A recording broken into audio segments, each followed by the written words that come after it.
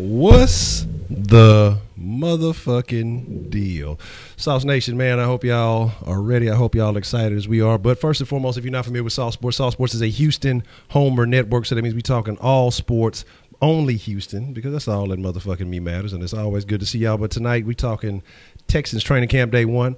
Got the motherfucking roundtable in the house with me, man. Who we got in the mix this evening? Yeah, boy, Third Coast Sports TV. Hector Flores. Shit. Joseph Tenney, your one and only shit talker. Already TTC. And you got your boy Wise in the mix. Already, man. Like I say, man, it's good to see y'all. How y'all feeling, man, about the about training camp? Let's start off with the word association, man. We're gonna start with Braylon, hit Tenney, hit Wink, Hector, and then Wise, man. We're gonna play the word association. Give me one word about how you feel now that training camp has officially got jumped off. Faye. Elated. Intrigue. Excited. Pessimistic. Bruh.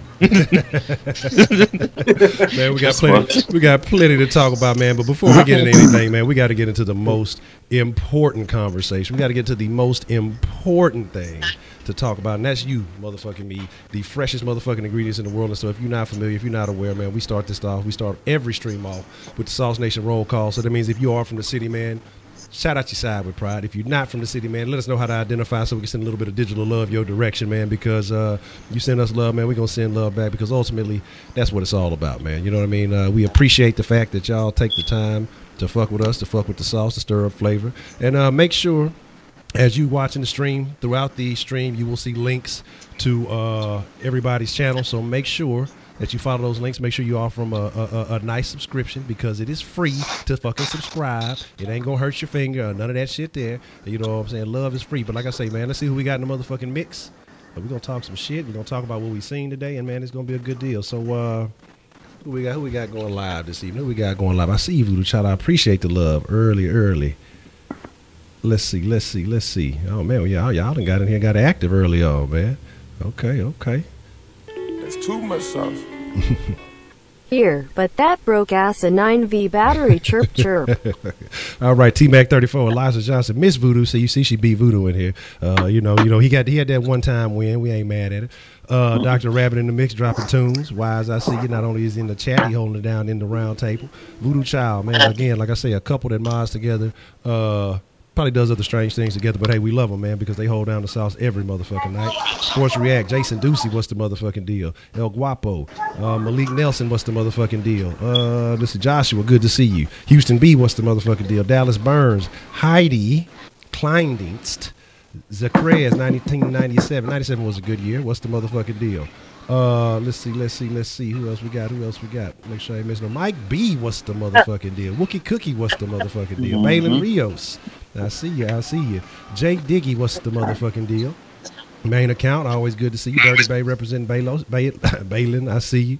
Let's see who else. Let's see. Northside 713, what's the motherfucking deal? Main account. Pearland, Texas representing. Smokeland in the house. Sharpstown in the house. Hector, what's the motherfucking deal? I see you. Texan boy. Zachariah, you know what I'm saying? I ain't gonna forget about you, even though you're a Cowboys fan. It's all good. You show love, we're gonna show love back, man. Let's see. Who else we got in the motherfucking mix? Let's see. Make sure I ain't missing nobody. I don't want to. D. Will, Southside represent. Southside still holding. Of course, you already know. Missouri City in the motherfucking house. Sticky Northside in the house. GP, what's that? Galena Park represent. Raymond Leal, what's the motherfucking deal? Okay, we active tonight. Frank Aldeco. I'm like, hold on, I don't want to fuck it up. Don't let me fuck it up too bad. A-Leaf representing already. Like I say, the coon is in the house. Miss Slayton, you know what I'm saying? That's my boy right there, man. It's always good. Cool and Vert, man. I ain't forget about you. DeMarcus, I ain't forget about you. Look, I got to double check, make sure I ain't miss nobody. Julian B, man, hey, as long as you still fucking with us, it don't matter if it's a minute or if it's an hour, man. We still fucking with Max Vasquez, Jersey Village representing. Magnolia in the house. Okay, we all over town. Broderick. What's the motherfucking deal, man? Repping the family room love seat. I already holding it down for the family, man. That's what I'm saying. It's good to see all y'all, man. I hope y'all all having a terrific Thursday, man. I hope y'all all excited. I hope y'all all feeling some kind of way about the Texans, man. Jesus Olivo, and he said, "Yeah, you got three choices in life. You can watch things happen, make things happen, or wonder what the hell happened. So make shit happen and sub the sauce." Man, I appreciate that, Sticky Northside, man. Hey, y'all heard that, man. Kevin Preston, what's the motherfucker? Ken Deal, Harm Clark representing, big truck driver already. They go Simpin' Ken in the house. OB Highlights. What's the mother, man? Shout out to OB Highlights for the hype video, Oh, man. yeah. And if y'all ain't fuck with OB, man, y'all go show OB some love, man, because he definitely holding it down for the motherfucking Texans, man. Zanny Rich, I see you, Savannah, Georgia, already. Okay. Man, like I said, I appreciate the love. We in there deep tonight. We in there thick like some good sauce tonight, man. Okay, so here's the deal. We're gonna talk about a couple of things, and again, y'all are fresh as motherfucking ingredients, so y'all, you know what I'm saying, y'all are always welcome to answer the questions, and I will make sure that I show y'all some love. I said your name, Zachariah. You know what I'm saying? I said even though you're a Cowboys fan, I caught you, man. So again, like I say, man, it's nothing but love. We're gonna talk about plenty of shit tonight. So here's the deal. We're gonna start off, like I said, we're gonna work in order, and then we're gonna work in reverse, man.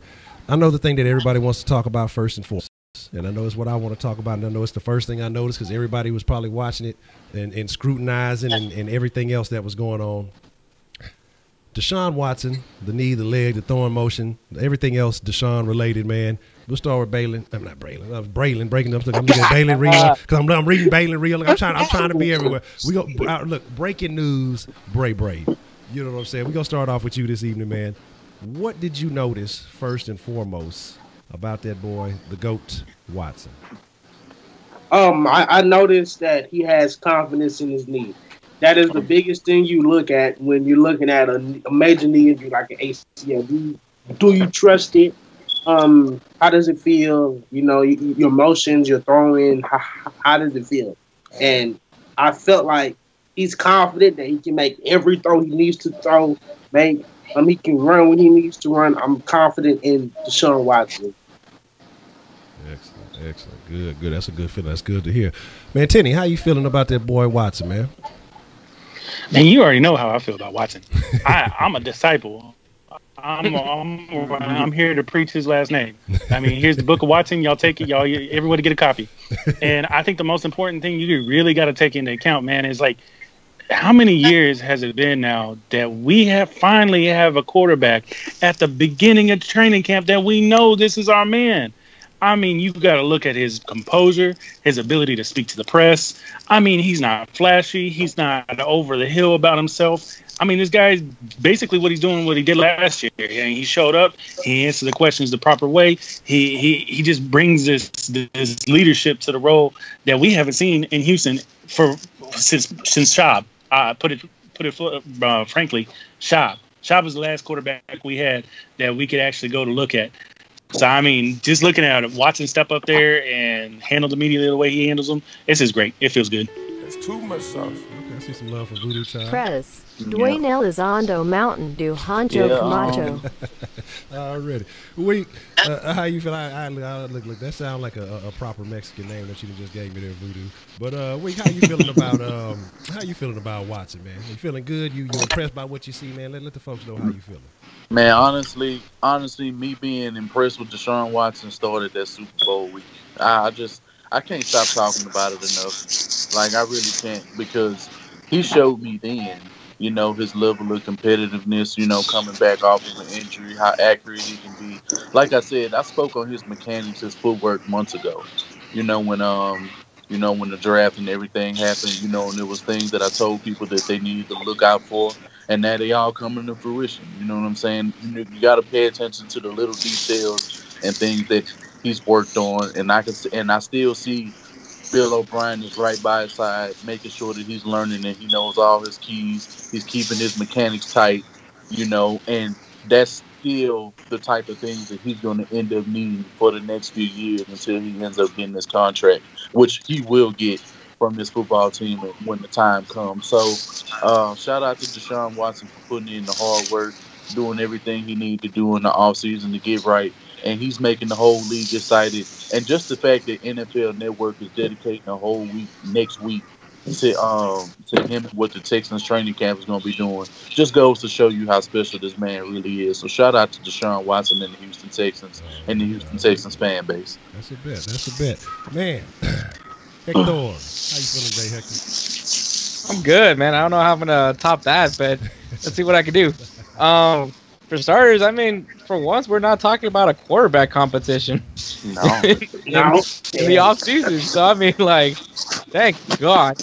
But I think, like everyone's saying, the whole world's watching now the Texans, especially because of Deshaun Watson. He's a game changer.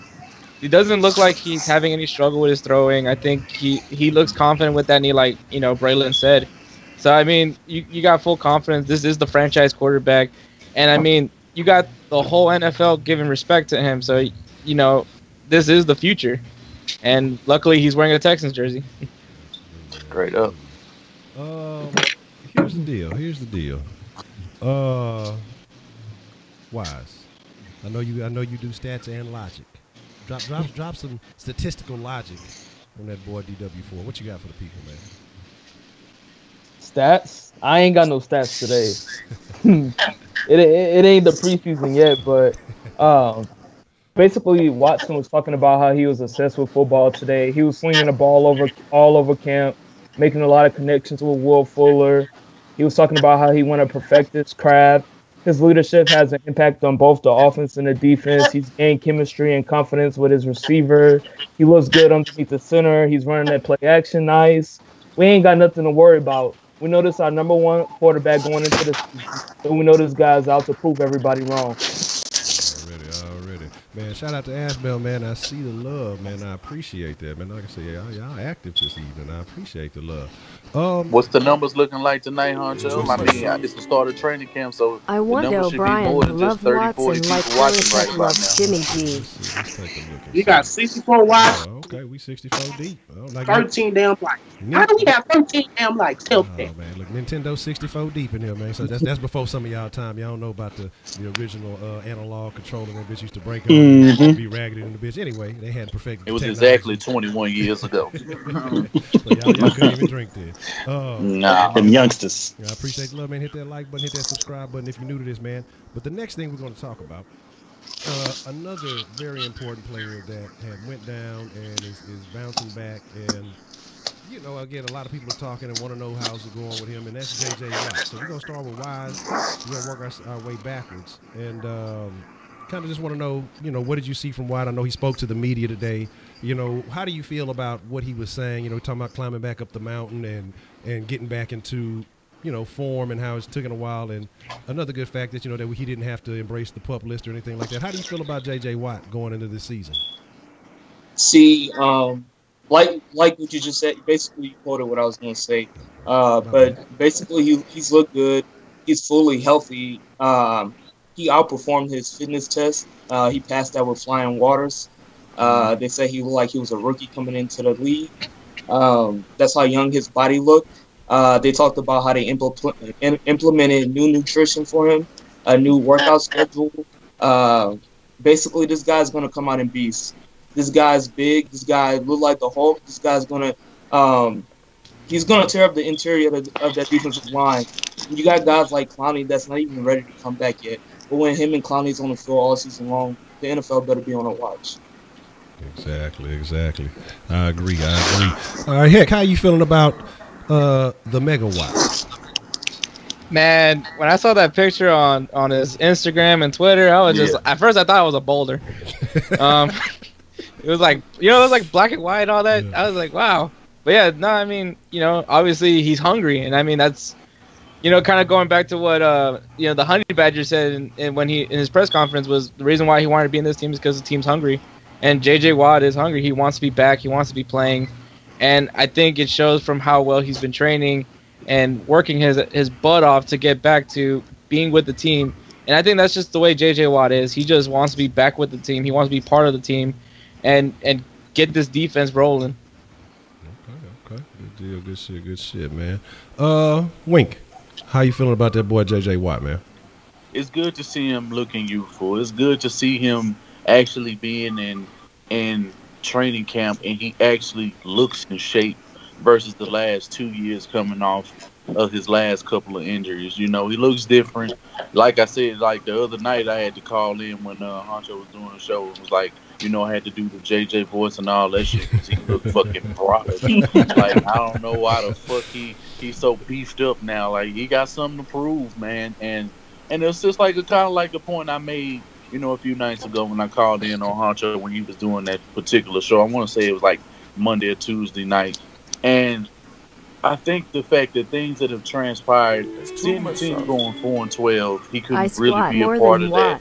And seeing the team the season before when he went out 3 games into the season and being part of a #1 defense and seeing that people have had this type of success, he still wants to feel like he's the man on defense. That's something innately he's going to end up feeling because he's been the man for so long. The people in the city, people around the city love and enjoy him. People around the league love and enjoy him. And people are they're helping boost his confidence, but then you have the right amount of detractors to keep him motivated to be the best that he knows he can be. So it's going to be marvelous to see, and maybe I hope he proves me wrong in terms of how many games that I predicted him a few months ago to play. I really want him to prove me wrong. I don't care about eating crow on that day. I don't care. Wink, I told you. Oh my God. You fucking wrong. Fuck you, Wink. You know how y'all gonna do. You know what I'm saying? But then, when I'm telling y'all some true shit, then you don't want to give me my card. But it's all cool. What you talking about the cool, man? Talk about Jalen Ramsey in a round table. Hold on, man. Oh, stop it. But here's the deal. Not my fault. The sauce line is open for your text, man. The call, we'll take calls a little bit later. Like I said, we got a couple of things we're going to cover first, but you can always text in and get your points across if you want to get heard. You know what I'm saying? We'll read your text aloud. Here's the deal. We're talking about Tenny. TTC Tenny. Toxic City Tenny. What's the motherfucking deal, man? How are you feeling about one Justin James Watt? Man, I feel good about Watt, dude. Like, he's been one of my favorite players for the longest time now. I mean, like, my favorite players were, like, Andre Johnson way back in the day, and, like, some of the hard-hitting guys like D'Amico Ryans and stuff like that back when the Texans were young. And then J.J. Watt came along and started doing all these impressive things. And just seeing him, once again come up to the podium healthy again, saying all the right things, he don't mess up whenever he's talking to the press. He ain't going to talk stupid. He ain't going to do stupid shit.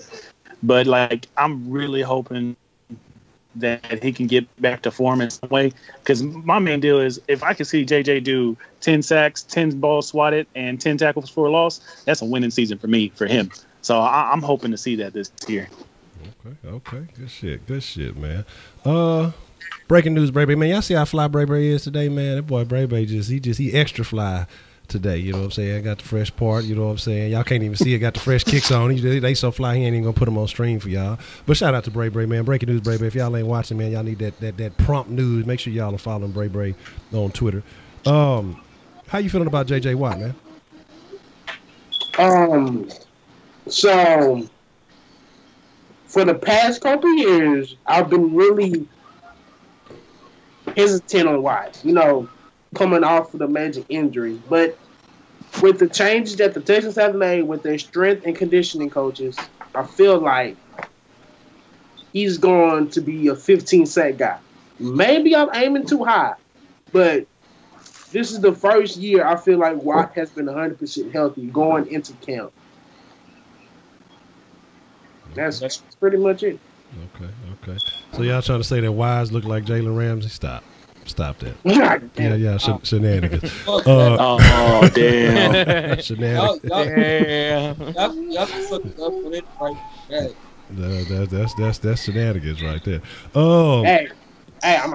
I'm sorry to break this up real quick. We got 73 damn fucking people watching and 36 fucking ass likes. Man, hit that like button, man. Disliking it. Just give us feedback. Yeah, that's what I'm saying, man. Something either or, man. Just let us know what's shaking. No, Wink has not fallen down the stairs. Wink is not dead. He just adjusted. Y'all. Call life alert. I'm telling y'all. Hey, I'm not gonna lie. When he came walking up, I thought he was walking up the pee or something. I was like, "Oh damn, Wink! I got to cut your feed, Wink." Oh no, man! I fucking dropped my damn hard drive. Oh man, I almost spit, man. Nah, man, I Oh, fucking dropped shit. my hard drive, my terabyte on my goddamn. Oh, it's coming on. Thank God. Okay. Okay. Oh God, Look, man, 'cause I would have been so pissed. Look, they doing you like they did me when the camera fell when the Yeah. everything. No, Honcho done died. Honcho done. Hey, yo. Nah, everything's cool. I'm talking Nah, about everything's cool, man. I thought My he fucking, passed out to something. nah, my fucking terabyte hard drive, my 3 gig hard drive, bro. I can't live without that on me because everything I got for my Xbox is on that bitch. I can't. Can't have them problems. Okay. Look, ain't nobody worried about you, Clarence, if you was at the camp. Look, ain't nobody, look, we rocking with them, but look, West Virginia's a ways away. Look, hey, it's all Gucci, man, but, we got things to take care of at home, so we gonna watch with a watchful eye. Man, so we're gonna talk about a couple of guys. We know those are the two of the main contenders, and I'm gonna address Merciless in a minute, but one of the things I want to talk about today, and I was going to talk about it specifically. Let's kind of talk about them as a group, man, and we'll start with Bray. That receiving core, man, how were they looking? How were the connections with Watson? I mean, what stood out to you, or who stood out to you the most? And then, like I said, we'll go from there. We'll go back in order. So how are you feeling about what you saw from the receivers today?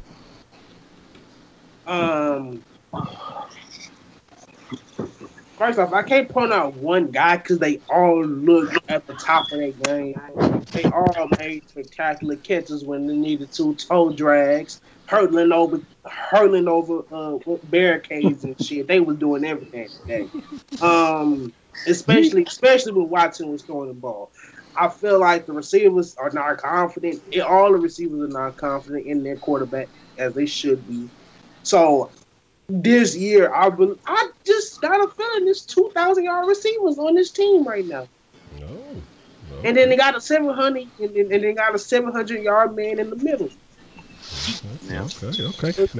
But before we move on, man, I want to shout out to Chandler, man, holding down the South line. He says, "What's up to the Texans Roundtable? How's everybody doing? Honcho, Wink, breaking news, Bray, wise." That's Titty. Phoenix ain't in the mix, but shout out to Phoenix. And not sure about the other people. I don't know the names, but a question for Wink and breaking news, Bray. Are y'all excited for the Carmelo Anthony joining the Rockets or the Texans training camp? So I guess which one are you more excited about? I'm more excited. I'm always be more excited about Texas news than Rockets news. I mean, because basketball, I love basketball, but like basketball is just such a pussified sport nowadays. Like I can't enjoy it the way I used to a few years ago, So, I mean, of course, the natural answer for me is the Texans. Okay. But I'll be excited if we can get Carmelo. I'll be excited about that. Okay. All right. So, Tenny, man, we are back to talking about the receivers and what you saw today at camp. Man, did anything or anyone in particular stand out to you? I mean, what did you notice most, or what was the most eye-catching thing to you from what you saw today's camp? I think the most eye-catching thing is watching Bruce Ellington and Kiki go out there. I think it's going to be really interesting in how they perform in this camp throughout this offseason right now, and preparedness for this preseason. It's going to be interesting because, all the good quarterbacks, they usually have 4 guys that can go to, 3 or 4 guys, and I want to see those 2 guys succeed, kind of like what they did today, but, it's the first day of camp, so you can't really go off of that. You got to take it with a grain of salt. But if those guys can build off of what they're showing us today, I think the sky's the limit for this wide receiver core. Yeah. Okay. How about you, Wink? What did you see today that was most impressive from the wide receiver core or what caught your attention? Will Fuller I knew when Will Fuller got back, when he got back healthy, I just knew this man was going to have a hellified connection with Deshaun Watson. And that's all the fuck people could talk about. Like, we talking about a day and going down and making catches and doing this and doing that. Like, Will Fuller was the top of the conversation outside of Deshaun Watson and J.J. Watt, realistically. There was no name that I heard more than Will Fuller's name today than I've ever heard of anybody say anything about Will Fuller. Like, the man is going to be nice this year. I'm not going to have any issues with what he's going to bring to the table. And, it's just going to be something to be watching for down the line, man, because I think it's going to be marvelous what the team does. Okay. Hector, how you doing? How you feeling about the wide receiver core, man? Obviously, you're talking about the 2 big names, and that's Will Fuller and DeAndre Hopkins. But you gotta think about it. Like at the end of all this, we're gonna have to at least go down to 6 receivers, and they all look really good though to me. I mean, I even will drop even Sammy Coates, who's also part, who's in the training camp, and I mean, all of them look good. So it's like one of those things like it's good to have that it's gonna be hard to pick who you're gonna have at the final roster, but it's just gonna suck when one of these guys isn't gonna make the team. Well, okay. Wise, how you feeling about the wide receivers, and what's the most interesting thing you saw from that group today? The most interesting thing I heard today was not a lot of the ball to touch the ground. I heard there was a lot of receivers making great catches. Will Fuller was getting open on routes. He was also fielding punts today, so that's another thing to look out for. DeAndre Hopkins was making a lot of big-time catches as usual. You had ckin making big plays, and then you had Bruce Ellison making big plays. So I just want to see how guys like Braxton Miller that know that he got people catching up with him for his starting position, and see how they gonna perform. I want to see Sammy Coates. I want to see all these other guys. So we already know we got Will Fuller, we got Hopkins. That's 2 1,000-yard receivers. I've been said that on my breakout players of the season in March. So I'm gonna stick by that. Okay, we're gonna run this one backwards. We're saying about carrying 6, and if we do carry 6, who pick the I hate to be negative, but who doesn't make the cut? Pick one receiver. Don't do this to me. Pick one receiver just off the top of your head. We ain't gonna put no crow on you on this one. If we just off the cuff, we'll run with Wise and we'll go backwards to Braylon. Who doesn't make the cut at receiver? Braxton Miller. All right, Hector. Dang it. Actually, I'm gonna go ahead and say Sammy Coates doesn't make it. I think somehow Braxton Miller finds a way to get the recognition, and I think he's gonna show that he's improved. And somehow Sammy Coates is the one that gets the raw end of the deal. Okay. Wink, who don't make the cut? I gotta preface mine by this. I think it's gonna be Fuller, Hopkins, of course. I think Braxton's gonna make it. I think Bruce is gonna make it. I think they're gonna end up keeping Coates, and Kiki's gonna make the team. I think this is the year you have to keep 6 receivers versus keeping 4 and 5 running backs. Okay. That's just how I'm feeling this year. All right. How about you, Tenny, man? Who's not gonna make the cut? Man, I'm not gonna lie, man. I think we got somebody undrafted there, right? Or did we pick up somebody else that was other than Sammy Coates? Yeah, we got what's the Wade and what's the other guy? What's the kid? Wade's not the kid from Limestone. Who's the kid from Limestone that's supposed to be real fast? Is that just a Wade, something like that? It's a couple of little guys. We got a couple of guys that are undrafted that they brought in, but that one guy's like 6'3" and ran like a 4.3 or 4.2, something off the wall like that. Shit, man. Smart Money says probably one of them. I mean, kind of honestly, if one of them can beat out Sammy Coates, but Braxton's going to go ahead and get the go-ahead on that one. I mean, we just know how it rolls. I mean, Braxton is a player that follows the rules, does what he's supposed to, shows up for the meetings. Hey, he's going to get a spot on the team just for that. It'll probably be special teams, but I doubt we see him disappear. So I got to go with one of the guys they brought in just for camp. Okay, Camp Body's gonna be out of there. You feel like most of the big names that we're familiar with still gonna stick around? Yeah, I really do, man. Because you just know the team; they really don't let those guys walk too much. Okay, yeah. Because what was old buddy who was supposed to be a star for so long? I can't even think of his name right now. A couple of years back, Lestar Jean. Oh God, get off my boy, man. Lestar was so good; he had them promising hand. Oh man, he stuck around for a little bit, but he ain't ever get a chance to get that shine. Braylon, man, who gets the axe, man? Who doesn't make it at wide out for the Texans?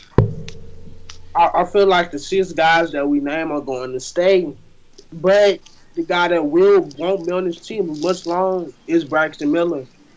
I feel like maybe a couple of weeks within the season, that's when they'll let him go. When he starts to become that healthy scratch and they need a spot to open up for to be on the roster, Deontay Foreman, when he needs to finally be moved onto the active roster, then they will make the the unhealthy. The healthy cut of Braxton Miller. Okay, so you feel like they will hit him with a Jalen Strong, huh? Okay. Yeah. I see a couple people in the chat. Yeah. Okay. All right, so man, let's talk about another premier player that kind of didn't really get to do a lot of the organized activity. Said he was off to the side. Man, we're going to talk about Clowney. We're going to talk about any updates, any news that we hear with Clowney. And we're going to I want you to touch on the contract situation because, we had guys like Khalil Mack who hasn't even spoke to Gruden since Gruden became a head coach. So that's definitely a promising sign for the Raiders. That's always good. He's holding out. You got Aaron Donald said he ain't fucking with nobody until he gets his money. So he's holding out. But then you got Jadeveon Clowney, who's a guy who's mentioned in the same conversations as these guys. And he shows up at camp. They're kind of taking it easy on him. And I think they're doing a smart thing this year by not trying to burden their stars, kind of make sure that these guys, we know what they got. We know what they're about. And we're not going to apply too much pressure on them, but we do want to get a look at them, make sure they're all right. So how do you feel starting with Bray Bray? How do you feel about the Clowney situation? What do you think is going to pan out with the contract situation? And we'll go from there.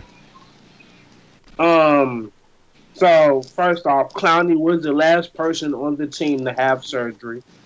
So I think just because of that, that's why they easing him into the practices. That's why I don't think he will be in pads in a couple of days. But in the middle of next week, he'll have the pads on and he'll start working really. Because of that situation. I do believe that the Texans will just hold out until next year and franchise tag Clowney because of the cap situation that we will have, possibly the most cap out of every team in the NFL most likely next year. So I feel like that they will hold on to him, franchise tag him, and then they'll extend him. Okay. Tenny, how you feeling about Clowney and what's going on with Clowney? Man, I've said it amongst you guys before. I think Clowney's agent is in control of the whole thing right now. I mean, if you really think about it, all Clowney has to do is outweight either Donald or Mack, and then that sets the bar for his contract. And I think what's also going through too is the reason why he's showing up while the other two are just kind of sitting back. He's got a profile to build. He's got a portfolio to show all these other teams too. Because if the Texans ain't gonna show up, somebody's gonna show up at his door and say, "Excuse me, Clowney, here's a $100 million plus contract. We want to sign you to 5 years. Come play for us." So that's the price tag that you're looking at with Clowney. And if you look at the other two in the situation that they're putting themselves into, where they're backed into a corner, they're missing out on camp, Clowney, he already knows, man, surgery, he's back into shit. He probably ain't even going to play in the preseason. And we could kind of let's wipe that out. I don't expect to see Clowney play at all, any preseason games. But I'm telling you right now, they probably already received an offer from the Texans. They just waiting to see what happens with Donald and Matt. Okay. Had a couple of texts in on the sauce line. One said low-key thought Wink died. First live saw suicide. No, we ain't going nowhere, baby. Look. We like Bebe's kids, man. We don't die, we multiply. You know what I'm saying? Look, man, I just had to move my Xbox from the little, because my shit was in a whole nother room. I just put it in the room with me, man, just so I could look at the damn comment sections, because now I'm starting to see all these fucking goofy ass comments that y'all leaving. That Wink 5'11". Yes, I am 5'11". I'm 6 foot with shoes on. Yeah. Like, what else do you want to know? You know what I'm saying? Like, tell them when you taller when you stand on the wallet. Talking about talking about he hates the Rockets, but has on the Rockets cap. I'm sporting shit. The Rockets got flying caps. What do you want me to say? I mean, I love the Rockets. I don't have no problem with I just have a problem with the NBA as a whole. I mean, it's and somebody made a point in the chat earlier. I want to get off of this shit. Since Adam Silver is taking over, I think that's when the league got pussified. Oh yeah. Definitely. But we can get on to another subject. I don't want to talk about that too much. But somebody that Voodoo Child texted. He said, "Bob said anybody touches Watson's, there's your papers. He ain't fucking around." I agree. Shit. Look. Ain't nobody got value like Watson at this point in time. I don't care who he is. So if you look, they didn't already came out and told him to his face, "You're the most important person on the team." Oh, yeah. So I swear to God, somebody hits Watson, I want them to record what O'Brien says to him, because that's just gonna be the funniest fucking rundown I've ever seen. He gonna turn red as wing cap. That boy gonna be so red and so mad. He gonna be make that face he made when you look at that video in the Patriots when fucking Brock Osweiler threw that damn interception. When O'Brien was like. Man, that swear jar is about to be full. That's all I'm gonna say about that one. What? And it's just gonna be like fist to the North Star. You're gonna hear go off. Look. When he was in the Colts game, when he was like when Brian Hoyer threw that interception, he was like, "You do that." Look, that boy gonna be so mad. He gonna have grown men coming their ears. That might be the first time we see a head coach just ball out and cry on the field. Oh man, that's insane. Look, he go down there, go that contract. He could be like in that first episode. He's not gonna be crying about that. He's gonna be crying that he's gonna lose his job. Yeah, that's what he gonna be upset about. He gonna be like that first episode of Hard Knocks. Yeah, when you get back here in the fucking backfield, go ahead and sprint. I'm gonna knock on wood. He's gonna pull a Kubiak. Oh man, you gonna fall out in the middle of the field just going to halftime. We getting off topic. Yeah, man. but we talking about as all week. We talking about Clowney and the Clowney situation. So how do you feel about him kind of doing this thing off to the side for the most part today? Him showing up to camp and the contract situation. How does it get handled? I mean, I'm happy. I mean, even in camp, even what he's able to do, he still look good. He's still in shape. You know what I'm saying? Phenomenal shape. He ain't slacked off. He's kind of been away. You haven't really seen the type of work that he's been doing in it, like how we've been saying Tyrann Mathieu and Watson and, a lot of other players was doing. But I'm just as optimistic about him as probably anybody else on the team. I take your time with him. Do what he has to do. If he needs a day, give him what he needs. And I think that's what Bill O'Brien needs to do for the premier players, all of them. Give them days off. Just reward. If you want to reward them, just reward them with some days off. Do it. Work the guys that you need to work, and let the guys who are fucking performing on the field, give them extra rest so they can go ahead and just do what they need to do, man. Because it's paramount. We need this shit. That's true, Ring. That's true. You spoke truth. All right. So Hector, how you feeling about Clowney, man, and his whole situation? I mean, I said it. He's probably gonna get his contract somewhere around during the preseason. As far as him being out doing, outside of the field, not doing like any of the drills or anything like that, it's just stretching. Just don't. I just feel like just don't rush it. Make sure he's 100%. All I care is that he plays on week 1. Okay. Yeah. Okay. I can definitely agree with that. Right, motherfuckers up there. How you feeling, Wise? How you feeling about Clowney and the whole situation with that he has going on? I'm in the same boat as everybody else. You don't need to rush him. He's a plug-and-play player. So I mean, we know Clowney gonna get at least. I think this year he's gonna break his record for sacks. Last season we know he played 16 games. He had 9.5 sacks and things like that. So just look for him to improve with J.J. Watt and a healthy Merciless coming back. You got Hope coming back. You got DJ Reader coming back. So there's no reason to rush him. Preseason ain't nothing, especially for veterans like him. So okay. Now we're gonna talk about something. To me, at this point, the most important thing outside of the return of Deshaun Watson, and it comes to protecting Watson. And so what I want to talk about is the offensive line. I want to know, again, it's no pads. It's kind of hard to tell. It's going to take a while for that unit to gel. But what you saw briefly today, was there anything that caught your attention? Do you feel like they could possibly be better than last year? We're not going to set the bar too high, but do you feel like they can be better than the offensive line group that we put out last year? Of course they can be better than last year. If everybody watched my video from the other day, I did a training camp video and I predicted the starting O-line, which actually was the O-line today. And you had Davenport at left tackle, you had Clemente at left guard, you had Marcus, you had Fulton at right guard, and then you had Henderson at right tackle. We know we're missing Martinez Rankin, I want to see more out of David Quisenberry and guys like that, some veterans we had, because I don't want to see Kendall Lamb on the field at all. He's trash. I can tell you that. Also, I heard they look good, but that's without pads. You got to go against J.J. Watt. I want to see with the O-line, you can tell how good our offensive lineman is with 101. So I want to see these guys go 1-on-1 against J.J. Watt versus Clowney, McKinney, and things like that. So it's a telltale. We just got to wait till the preseason start to see how it all meshes together. Okay. How about you, Hector? How you feeling about that offensive line? Do you see an improvement over last year, or do you feel like we may be in a similar boat? I mean, at this point, we just got to be optimistic. I mean, they look good in practice, so that means that they're already better than whatever the hell happened last year. And then, kind of like what Wise says, luckily you have one of the best defenses. You're possibly a top 5 defense this season. And your guys have to work, and they have to work with them all year, so they're gonna know what to expect from these teams that have a strong pass rush, like the Jaguars, like the Denver Broncos.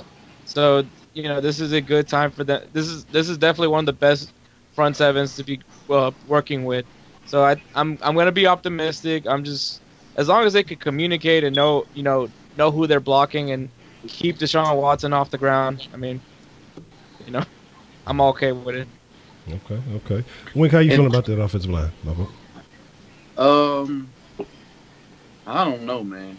I gotta see it. I gotta wait and see it. I don't know what the fuck to think. I don't know. I just don't. It looked like he was doing everything he could to address the interior O-line. That's getting weaker. He didn't really address the tackle situation. That shit is crazy. So I was never big on ranking for multiple reasons. And he's not even going to be able to contribute when the season starts anyway. So he's not even worth mentioning, period. I don't know. I mean, even with the tight end situation, because a couple of these guys that they brought in terms of tight end, I'm pretty sure he's going to want to help them to block and, and do things of that nature. So the only thing that I can think of that'll negate all of this poor play is if we implement more screens, better passing attack,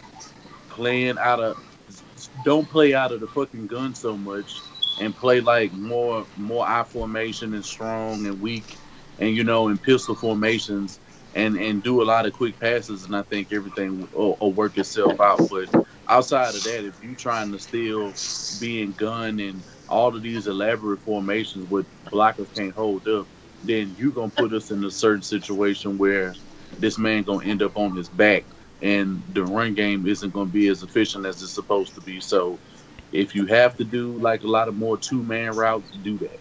Okay. If you can't, and you see that it's inefficient with the O-line, move on and do what you can and bring in people who can be coached up, or just fucking replace Mike Devlin, because he's been horrific for us since he's been here. Okay. Tenny, man, how you feeling about that offensive line? Man, I'm gonna put it like this. At the end of this season, they're going to talk about Martin, Fulton, and what was the other dude? Clemente on the other side of him. Kellamini. Them three right there. They're gonna be the benchmark of their positions. They're gonna be probably top 3, top 5 at their given positions for the game for this season. And they'll be one of those offensive linemen that they talk about, and they talk about how they complement the tackles. Now, our offensive line, in my opinion, is going to be one of those ones that if you're a casual fan and you look at the Texans, you're going to be like, oh, ain't nothing wrong with that offensive line. Because those 3 guys are going to set the bar for the tackles. They're going to help them out. They're going to kick out. They're going to double team guys. I can already see it. But where they're going to struggle this year is going to be against good pass rush teams, against good run defensive teams. So once we start to come up against those guys like the Jaguars, I'd even venture to say that the Titans got a pretty good run defense that's going to give them fits. I mean, and it's just the way it's going to be.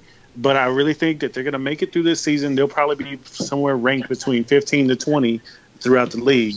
But that's all we really need is to do is get through this season and get to the draft and get us a tackle. And I'm pretty sure that's what that first round is going to go to. Okay. Bray, what you got to say about that offensive line? I do believe that the interior is our strongest point. Left tackle, and right tackle. I think Sean Trail is no more shit Trail. He's Sean Trail now. His footwork, from what I've seen a couple videos, is better. It's better than what you would think. And I think the whole line can hold up itself. Run game, of course, run game possibly be like now. Hopefully he switches up the run game a bit. I don't want the same old shit. And then hopefully we can believe in it. I told y'all gonna be calling that boy Sean Trail for us all said and done, man.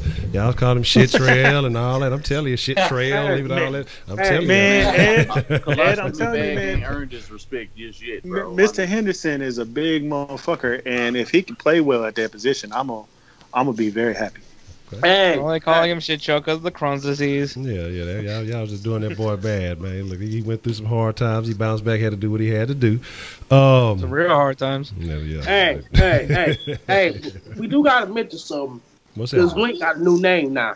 What's that? Straight out the Sauce comments.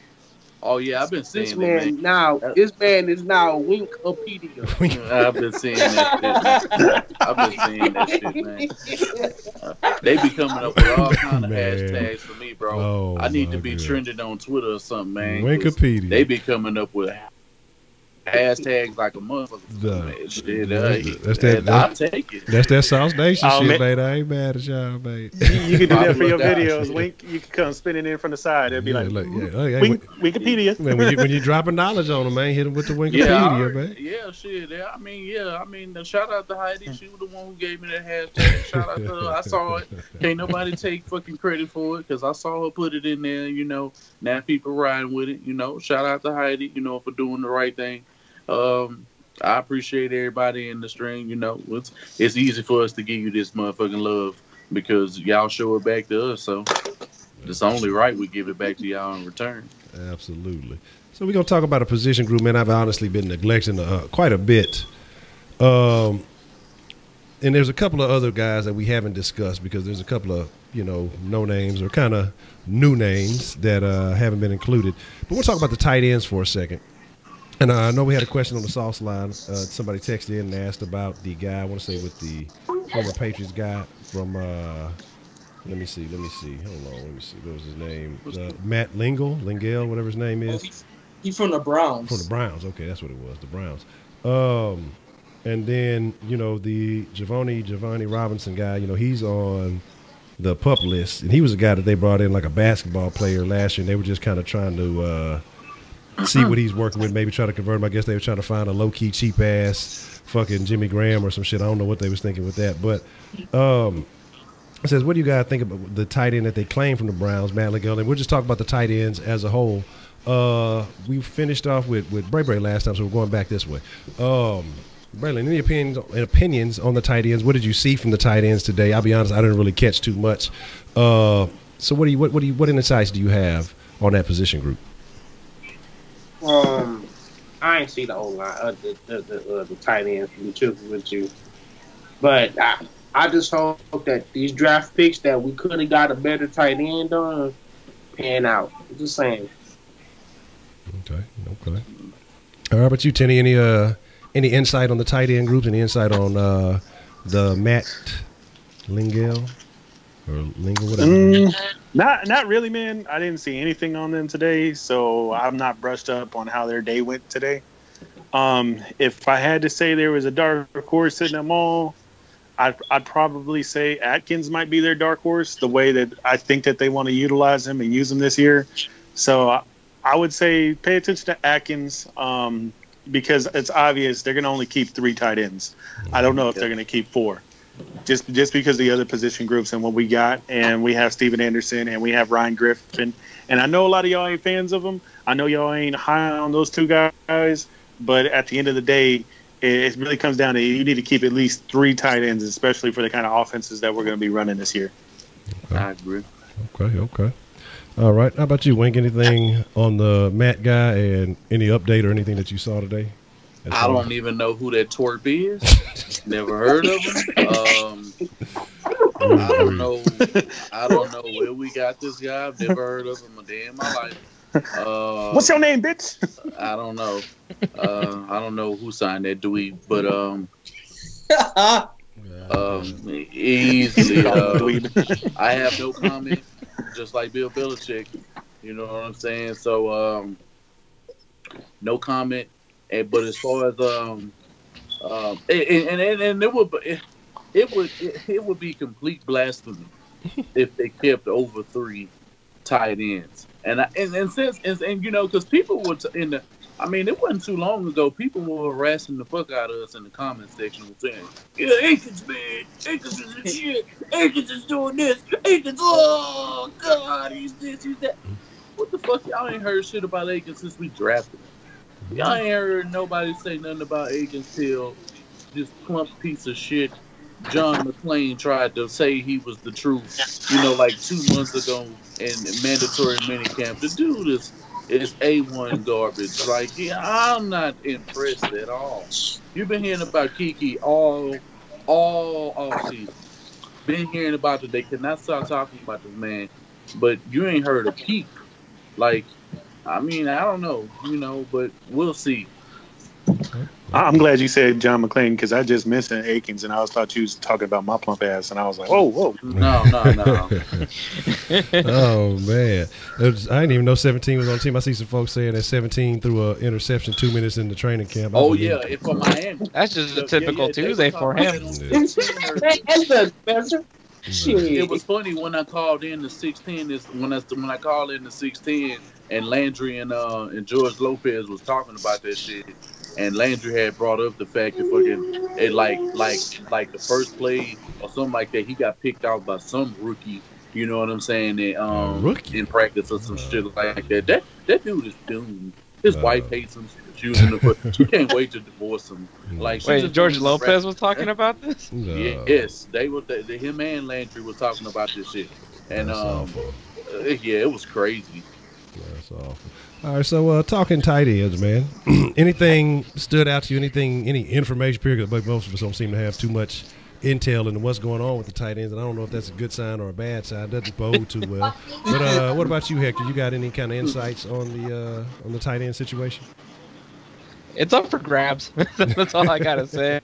I mean, I think we'll probably end up keeping Ryan Griffin, even though I'm not personally a fan of his, but he gets the job done, I guess. And then you have Steven Anderson, who is a little small, but if we do kind of do that whole spread type offense, it kind of does dwell well for him. And then as far as the third spot, because I just kind of like how Wing says, if we have more than 3 tight ends, that just sounds stupid. And I just think it's gonna be that Atkins kid or what the Akins kid, the one that Wing doesn't like. So yeah, he's a complete bum. Man, look, I mean, surprised because we had a couple of times last year we were devoid of tight ends. We had nothing going on, so. I mean, we need some shaking. But my fault. You kind of say we still are. Yeah, you might be. I said dark horse. Leave him. Okay. Let's see. Wise, how you feeling about the tight end and their ceiling? So I heard Jordan Thomas was making plays today. Okay. I heard he was making plays as a receiver, which was surprising to everybody because they said he was like an offensive tackle. Okay. When we drafted this guy, we drafted him as a developmental piece. They said he was making good blocks. He went and got some balls, snagging over dudes and stuff like that. So I want to see what this guy can do into camp because, we got a lot of dark horses on this team. He's really going to pick number 1 spot at because we know Ryan, okay, he's not even above average. He's below average. Steven Anderson, I would say, is better than Ryan at this point. So, like I said, we just got to all wait and see. Okay. We got somebody that actually has something. Yeah, that's what I say. Look, you need info. You gotta ask the wise man. Yeah, Wise be knowing the shit. And shout out to whoever that was, something real.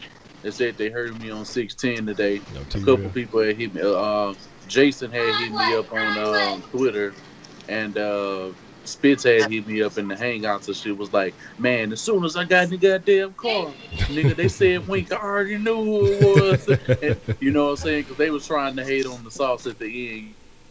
You know, once I had got off the goddamn call, they agreed with all my like Landry. But you see, he wanted to act like he didn't agree with me a few months ago. The little sniveling bitch. You know what I'm saying? But now today, he wanna agree with everything I said when it came to the Jaguars. You know, because George Lopez, he's such the company man. He don't have no backbone. Like, bro, I don't know, bro. Like, he sit down when he peaks. Like, he doesn't have no type of backbone whatsoever. Ain't no wrong with that. I don't know, bro. Like, if you ain't taking the dookie, bro, it's no reason why you people just don't know how to aim. Like, and you should still feel bad then. The fact that when you take a shit, you got to pee, and you just look down, you're like, man, what the fuck is this? Like, why? Nigga, get up and stand up real quick. You know what I'm saying? Then sit back down. Yeah, just turn around and just aim towards the toilet. You know what to do. I feel personally attacked right now. I don't know, man. These dudes, they trip me out, bro. And they get who's like, what the hell is Soul Sports? I'm like, goofy bastard. Like, y'all know y'all numbers is dipping. Y'all don't even realize y'all being overtaken and people out here is recognizing, you know, the sauce. You know what I'm saying? Because everybody who listens, who knows, but they caught on to the shit real quick, and I got hit up immediately. So, I mean, shout out. I'm always get the plug in, bastard. When you said a total, when they said plug in on this show. That's what he was really mad about. He was like, man, don't be trying to get no plugs on my show. You ain't finna come up on me, bitch. I already have. It's too late. Done did it already. Wait, man. When he said, what the hell is South Sports, you should have said, what the hell is AM radio? No. I was already off for the call when he said all of that. They were re-talking about each point that I made because I had made 3 separate points on the show. And then after they went over all 3 points that I made, then they was like, what the hell is South Sports? That's what Landry said. Yeah. He was like, yeah, I don't know what that was about. And then he was like, yeah, if you want to get an advertising, I guess like what he was trying to say, if you want to give your plug, just shout out to our advertising. Bitch, I just advertised it on your show where everybody else can hear me. You know what I'm saying? And we don't work in the background. We get it out in the open. It's all good. Like I say, we'll be hiring pretty soon. You know what I'm saying? They may exactly. Because that shit gonna steady decline, and we're gonna be on the rise. So where do you want? I need a little intern. It's called guerrilla marketing. Landry. Exactly. If we need some switchboards and shit like that, maybe you could be our. All I gotta say is, fuck AM radio. AM radio ain't nothing but full of a bunch of old bitches talking. Yeah, exactly. Motherfuckers be mad about everything. But let's to be recognized. Put on Sirius XM. Exactly. Let's talk about another very important position group. Some things that I heard some good stuff happening in, and we're gonna start with the wise man. I want to talk about what was seen in the secondary today. Were there any highlights? Were there anything interesting that caught your attention? You know, how was the Honey Badger looking? You know, we can talk about Reed, and we can talk about that cornerback situation.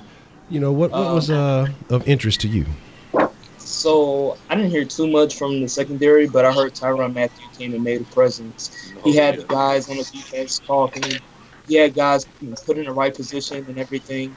From what I heard, he's learned his playbook tremendously fast. I also heard that Aaron Colvin was the first player on the field, but that's all I heard about him. So it's still like, hey, it's up in the air. We don't know how these guys are going to perform. I seen him do good inside. I seen him get snagged on the outside. So until preseason start, I can't really judge Aaron Cole. I heard Kevin Johnson has been balling out, but it's only the first day as well. We still gotta just the corner with the secondary. Secondary is like the offensive line. You gotta wait until we put on the pads when the receivers pull with them. You gotta wait until put the front on guys. All these things prove that we'll put get touchdown after touchdown. Oh shit! Hold on, pause and wait, man. That boy Jay Dizzle done came to Jay Dizzle clouded. What happened? Jay Dizzle captain, man. But Jay Dizzle came through with the big love, man. Hold on, we just gonna let it play out. We gonna let the computer do the talking, man. J Dizzle stanging folks over here, man. But shit, it's all. What happened? What did he Top left, the meme frog with the pink lips, tinny overweight, Nick right wink, look like a bro. Shout out to Jay. depressed that whole bearded thing, man. prairie I dog should that read been it. eating pistachios. Bottom Oh my left, Jay and God. Silent Bob. You need to pin Had a that. love child, wise cross between Did Tiger he write a Woods and novel? Terrence What he do? Howard. Yeah, you wrote a long ass. Boy, so super man, chat. shout out to J Dizzle, man. We gonna show some love, man. Just went off When we all of us. This nigga. when we activate the sauce line, Damn. the sauce line, it's the J Dizzle sauce line tonight. J Dizzle said top left, the mean frog with the pink lips. Tenny looked like an overweight Nick Wright. Wink looked like a depressed bearded prairie dog that's been eating pistachios. Bottom left, Jay and Silent Bob had a love Not child. depressed. Wise a cross between Tiger Woods and Terrence Howard. God damn. I know Jay Dizzle ain't Say whatever you talking wanna say about with his old broke ass. Depressed. He got that fucking Boost Mobile. Fucking, I gotta buy 50 minutes at a time. God damn. God, Yeah. I'm not I depressed. remember. Hop on it. I'm actually a big fan of Jay and Silent Bob. God I don't damn. even know who the fuck Nick Wright is. Oh, No, man. more Sauce fans, y'all need to be like Jay Dizzle. Y'all can talk all that shit as long as y'all bringing in them dollars so we can build the sauce. Shoot, he's dropping the 16 might as well. Hey, that boy look. I appreciate the love, Jay Dizzle, man. That shit was funny. Motherfucking Jay Dizzle gonna have me fucking Googling Nick Wright. Yeah, Nick Wright used to be a Bro, he take used to me be behind. I know who Nick Wright is. commentator Nick in Wright used Houston. to always be on 610 talking about Nick wrong and shit. He on You First listen, Things First now. you listen here. Listen, you young whippersnapper. You listen here. I got no time for all that radio shit. Hey, smile, man. bitch. What's That's that? fucking hilarious. Smile. Fox Sports now. Yeah, he on that Smile First for Things me, First what? shit. You want to see the gap like that part in that hair? Let me see. Turn it to the side. T-Mac, Hold on. $10,000. I gotta find one on. Why is you up here bringing up Tenny Teeth living his best life?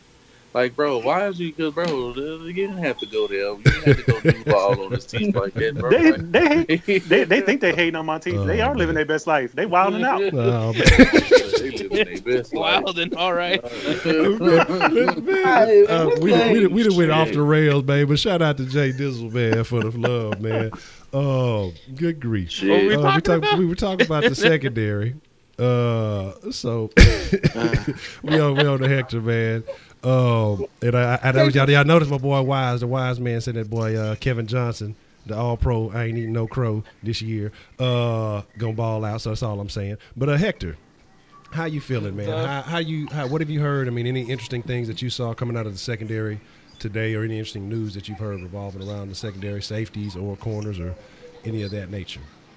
So from Jay and Silent Bob's love child, one thing I gotta talk about is Aaron Colvin going one-on-one with D-Hop. Oh, Why? I don't know, but it happened. so how was he looking against? I mean, well, never mind. No, I ain't no point in me asking. I ain't even got to ask that question. I think I heard like I think somebody snagged on D-Hop, and I heard that little meme come out of the background. It was like, "Get him some milk." Some milk. Get him some milk. Oh man, Like, come on, bro. Like, D-Hop just do this shit, bro. It's unfair, bro. I mean, like, but when I saw when he did it to Sherman. When he did it to Sherman, then he did it to Patrick Peterson, then he did it to Tremaine Johnson, back to back to back, and then when he did it to Jimmy Smith and Carr and Ramsey and like, I was just Don't like, forget when he broke Hall's ankle. oh man, Like- that ankle still ain't repaired. Hall tried to go to Germany to get that whole fixed. They said we couldn't do nothing He for you, man. lost a career. Man. Yeah, shit. Right. He on NFL Network talking shit now. Yeah. Like, I mean, So, but honestly, he humbled in the mud. but here's my thing, though. Here's my thing. I'll give him an E for effort if he willingly signed up to guard Hop man to man all practice. I mean, if he's really trying to get out there and show that he wants to be an outside corner, I mean, nobody's going to have success really consistently against D-Hop. But if he's willing to get out there and show some flashes, then I respect the man for trying to step up to the plate and do something. But if he's just out there getting – I mean, D-Hop going to eat on everybody. So, I mean, I guess that's kind of a hard thing to judge. I guess we kind of have to see how he does against other receivers. But, I mean, I'm going to give him his E for effort. I can't say about his performance, but I'll give him an E for effort on that one.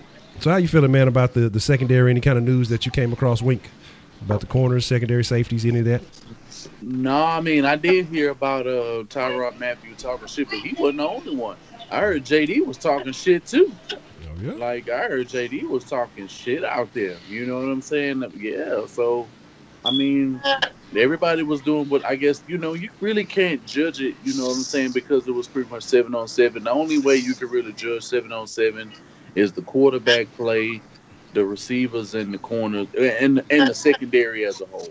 Outside of that, you really can't judge 7-on-7. With other positions like running backs and the linebackers and shit like that. I mean, it's cool to see like if a linebacker can get from sideline to sideline, but we're just gonna take it easy. I'm not gonna get too far ahead of myself and get caught up in shit.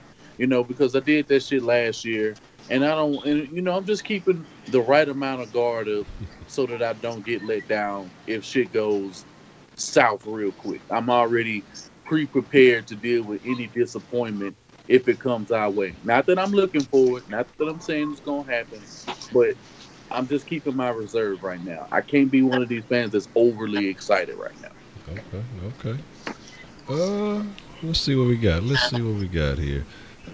Tenny, man, how you feeling about the secondary? What have you heard? Anything interesting that has caught your attention? Shit, everything I heard is brand new right now, just from what y'all been talking about and going on about them. I mean, I think the wide receivers won the day. So It's going to be one of those things where we really got to pause and really see how they key in on our guys. We already know this wide receiver group is looking good. They're looking sharp.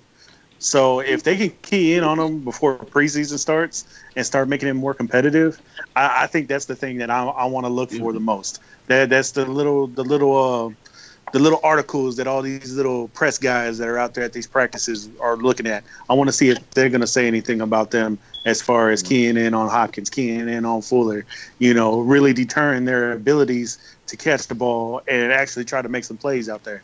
Yeah. Okay. All right, and breaking news, Braylon with the fresh-ass motherfucking part. You know what I'm saying? Tell me about that secondary, man. What did you see? What did you notice, or what have you heard going on?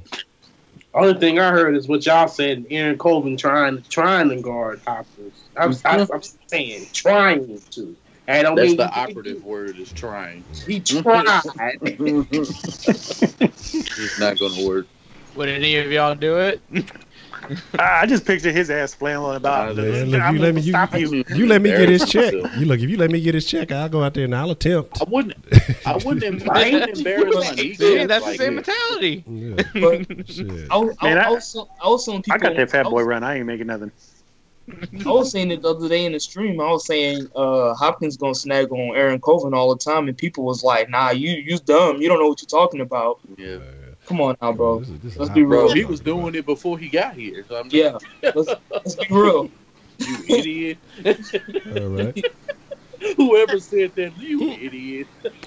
Somebody texted in. I think this is Zach. Zach said to ask the wise man if the Cowboys will win a Super Bowl in the next 60 years before I die.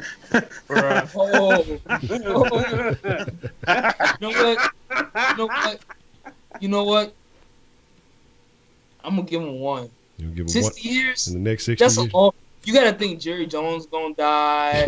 They're going to finally get rid of that head coach. They head coaching. That dude is just a terrible mess. The redheaded stepchild. Hey, I ain't gonna lie. I did hear some news about Jason Garrett. That nigga not gonna be fired while Jerry Jones. Jerry Jones has said he ain't got to make the playoffs, and if he don't, I ain't gonna fire him. Y'all think the Texas situation is bad? The Cowboys situation is bad. Yeah. Shit. Jason Garrett, a poor man's Kubiak. That's what the hell Jason Garrett is. Oh man, well damn. You got Cole Beasley on NFL. You got Cole Beasley coming out on NFL Network talking about they're killing us out because we're different. We're different. Bitch, you still there? What the fuck are you talking about? It's the same shit from 5 years ago. That's all I know. The only person that they added, so you lost Dez, you lost Whedon, and you gained Allen Hurns in the process. Like, that's it. That's the only real change. Don't forget, Wink. Don't forget, they're getting Randy Gregory. After I saw that. Yeah, I saw that getting Randy. Yeah. And they got Leighton Vander Esch. Yeah. Oh. Connor Williams, too. I guarantee you they'll be on the next season of American Horror Story. Man, now T-Mac 34 says something interesting. Now I might have to agree with you. Shit, see, football, the way this country going, the way everybody getting so soft about everything, football might not be around. There's gonna be flag football 60 years from now. They gonna definitely change because every time anything happening, you know, everybody up in arms and complaining about it. Less parents are putting their kids in the football programs and stuff. Now you might be on to something. You know, the way everybody getting super soft about it. You know, hey, it is what it is. Sauce line activated. So, like I said, as we keep talking, if y'all want to call in, we'll start taking some calls. We didn't been going in a minute. I know we've been keeping y'all holding on. I know some of y'all had some thoughts. It's just because people are gonna see like, wait, my kid can make how much money playing soccer? Exactly. I know, right? I see him showing all kind of on ESPN. They showing foreign games and stuff now. You tripping? Go out there on that pitch. Let's see. Somebody said, if Coppin's doing this to Colvin, God forgive me, what he finna do to the Cowboys? It's gonna be child abuse, Joshua. Oh man, yeah. Look, I ain't worried about the Cowboys at all, man. It's like I said, they gonna eat on the Cowboys. That's no words. I mean, I know they got a Woozy, and you know, and they don't even have Scandrick no more. Like a Woozy is by far probably the best person they got in their secondary. He gonna get chopped the fuck up. Like, I mean, it's either him or Fuller. Nobody's going to be able to guard those two this season. Like, that's too much. And when you really think about it, I mean, when we're talking about secondaries that we have to go through, we don't have to go through near the amount of secondaries that we went through the previous season. Last year, you could say was probably the hardest season that any receiver group had to go against. We went against Ramsey twice. We went against Patrick Peterson. We went against Sherman. We went against Earl Thomas. We went against all of these guys, bro. Just Marcus Peters. Week in, week out. Yeah, like Marcus Peters. Yeah, like we can go on and on. Barry Church. Like we can go on and like week in, week out, these receivers that we had when they were healthy with Watson were just performing at an all-time high. So, I mean, it was bad for him last year. And even with good and bad quarterback play, DeShaun Watson, DeAndre Hopkins was still able to get 13 touchdowns with 1,300 yards. And that's after he got held out of the game where he easily could have went at least 103 catches and like 1,500 yards against the Colts. You know what I'm saying? And probably 2 more touchdowns. You know, so hopefully we don't end up having those same situations and the shit turns out for us in a different way this year. Okay. Yeah, their biggest test. Oh, I'm sorry. No, go ahead. Yeah, their biggest test is going to be 2 times against the Jags because, I mean, we can't lie. I mean, they got the number 1 and number 2 cornerback in the league. You know, we got to give them that at least that props, and that's going to be the worst test that our receiving corps has got to face this year. I still think Bouye is overrated. I'm not saying he's not good. Hold on. Yeah, me too. Damn Wikipedia says the Texans are going 5-11. What makes shout out to OB Highlights for the love. Go ahead. He's a habitual line stepper. Yeah, that dude Bouye gets away with a lot of grabby feel. He gets away with a lot of shit. That's why I say to me, like, Rams is a better corner. Bouye, he I guess you could say so, but again, he gets away with a lot of extra shit to me. I mean, it is what it is. Like I say, but we'll see. Wait a minute on the what's that sound effects when he was mic'd up? He said, "Man, I'd rather hold him than let the guy burn me." Mm-hmm. So, I know he's not that special. Yeah, that's what I'm saying. He just gets away with a lot of holding calls because they ain't gonna call every single one of them, you know. So it is what it is. No. But it's a couple of things. They called them at the right time apparently last year. Oh yeah. A couple other little topics going on that a couple of people have texted in, and they asked, how do y'all feel about the conversation going on? We'll just kind of lead this from free for all. The possibility with Josh Gordon being out. How do y'all feel about the conversations going on about Dez possibly going to the Browns? Man, I spoke on this shit last night when you asked me, and that shit would still be scary.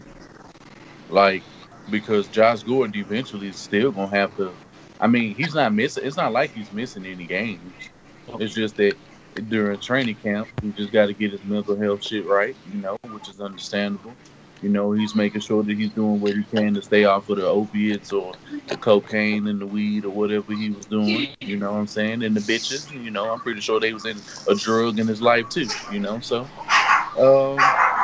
get yourself right. But if they pick up Dez Bryant, with what they got going right now, that's gonna be scary, man. Okay. And again, man.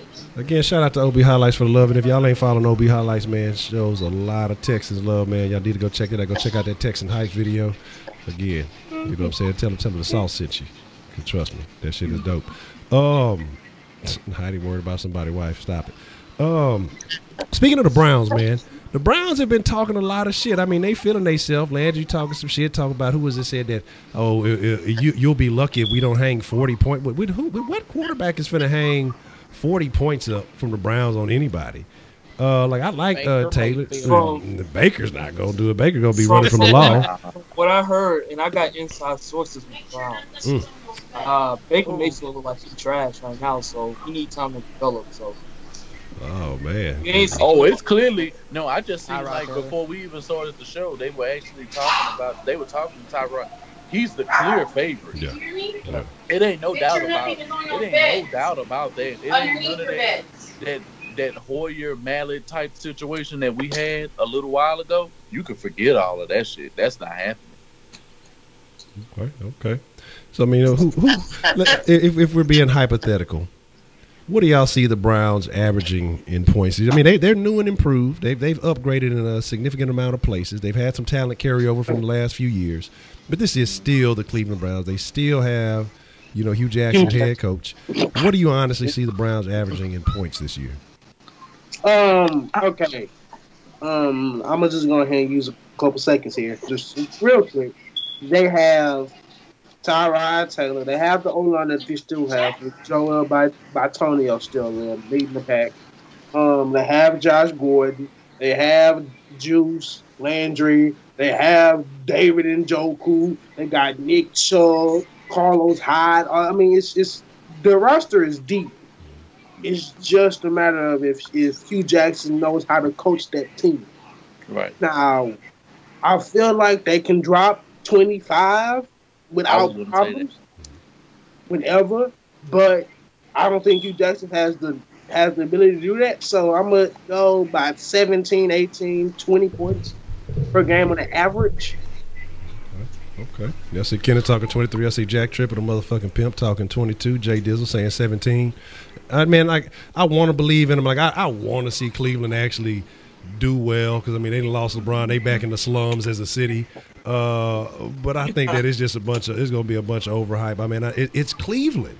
I mean, it's like a curse on the city. Like LeBron was the savior for a little bit, and then he didn't piece back out. Like it's a wrap. About the Indians. Oh man, I don't know nothing about baseball, so I can't talk no shit about that. Isn't that racist? Or shouldn't they be the Cleveland Native Americans since we're not supposed to say Redskins and all that other shit? That we got to be PC now. Can't we call them? I know they're taking the logo out. Oh, what? Ain't that a bitch?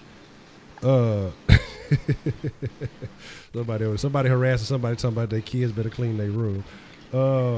That's why you can't let that slide on the stream. They go pick it up and run. Yeah, exactly, man. All right, I see. Damn straight, mama lay that foot down. Yeah, you got to. That's what I'm talking about. Look, you got to do it as I a team. honestly feel like they could pull off between 25 to 26 points if everything's clicking. And then you take in consideration they're gonna end up putting up, some 30-point games.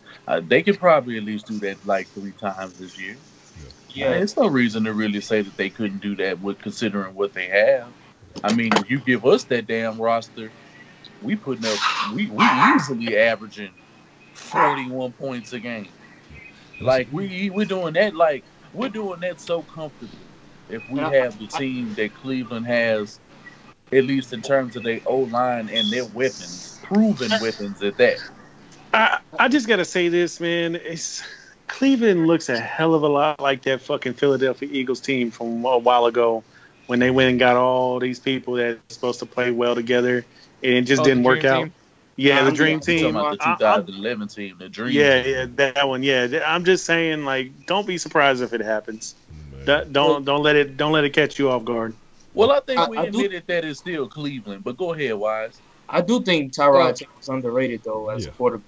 To be honest, do too.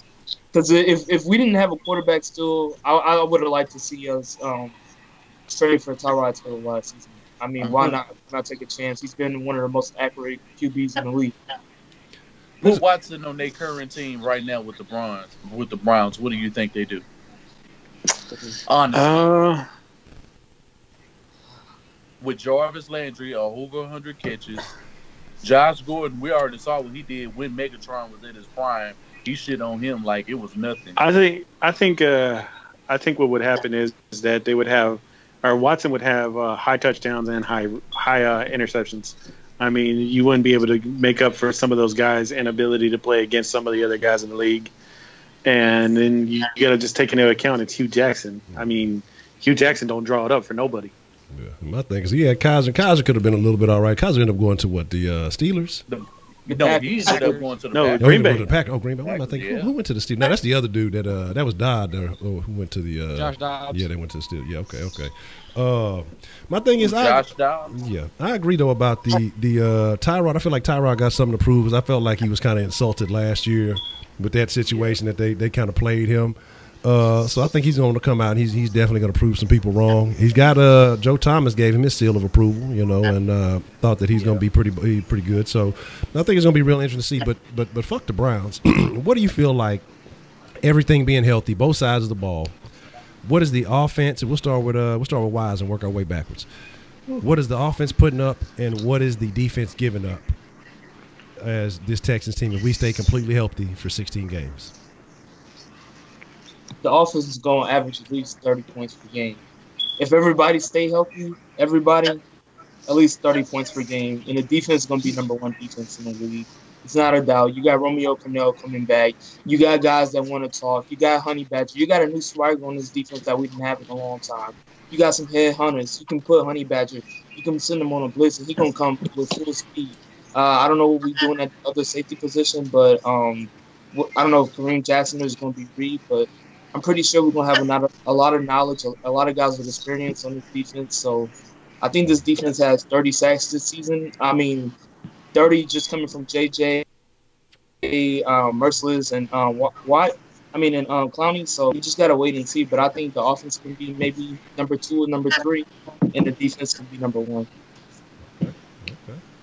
Already. Hector, how are you feeling? What are we scoring on offense? What are we giving up on defense?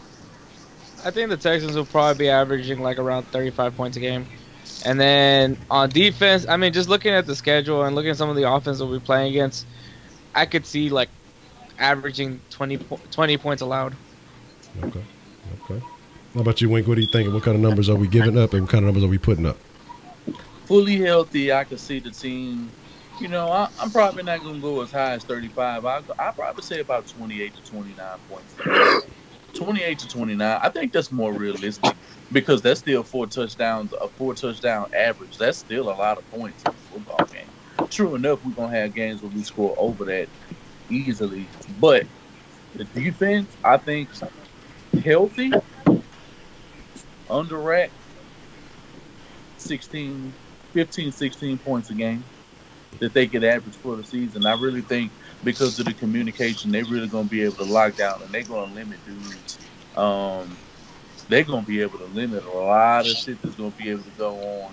And you still got dudes like Zach Cunningham and Dylan Cole that we haven't even talked about. Exactly. On top of Reader and Covington and other role players when we play bigger packages. So it's going to be something to look at. But I think between 15 and 16 points for the defense, and that's damn good.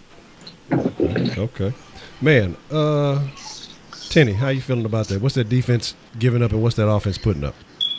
I mean, the offense, I think I'm going to make it really solid. I think it's going to be 28 and a half points a game. That's going to be their average. As far as the defense, I'm going to surprise a lot of y'all. I think it's going to be between 25 and 30, and it's going to fluctuate throughout the season. They're going to be giving up points because if Watson gets it going through the air, that other team is going to get it going through the air, and they're going to attack us where we're our weakest. Okay, man. Good point. How you feeling about that, Bray? What are you thinking as far as offense and defense? What points that we're scoring and what are we giving up?